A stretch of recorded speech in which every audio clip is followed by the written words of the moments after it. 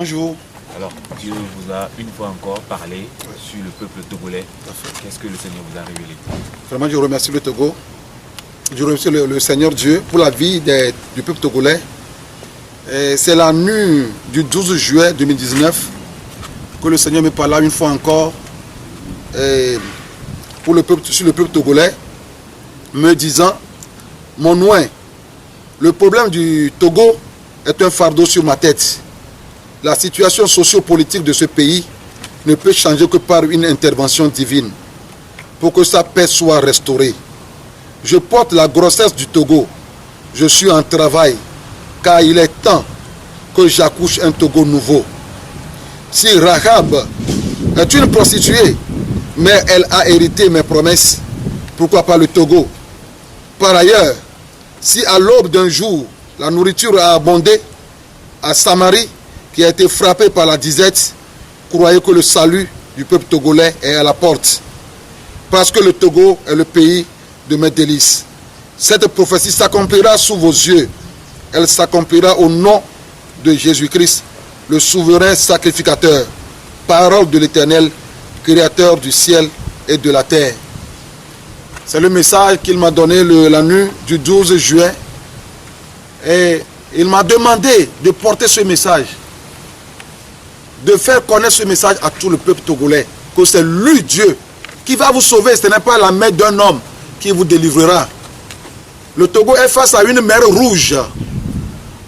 Et c'est seulement l'intervention divine qui peut vous délivrer. Si la main de l'homme pouvait sauver le Togo, depuis 90, vous devez déjà le savoir, le reconnaître.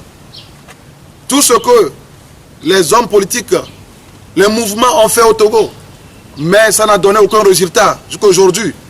Le Togo est toujours au point mort. Donc Dieu, dans sa providence, comme toujours, c'est lui qui intronise les rois et c'est lui qui les détronise. Il a résolu dans son conseil céleste. Je vous avais dit qu'il a accepté le Togo dans son conseil le 2 février. Et le 2 février 2018, je m'excuse, 2018, il a accepté le Togo dans son conseil. Donc désormais, le décideur, le commandeur du peuple togolais, c'est Dieu lui-même. Donc il a résolu sauver le Togo lui-même. Donc c'est le message qu'il m'a encore donné pour le peuple togolais, d'espérer en lui que si à l'aube d'un jour, la nourriture a abondé en Samarie, à Samarie, qui a été frappée par la disette, croyez que le salut du Togo est à la porte. Parce que lui, Dieu, il dit qu'il est en travail. Et bientôt, il va accoucher un nouveau Togo. Un Togo sans corruption. Un Togo sans régionalisme, sans tribalisme, sans égoïsme. Un Togo qui sera exempt de duplicité, de jeux politiques. Que Dieu bénisse le Togo.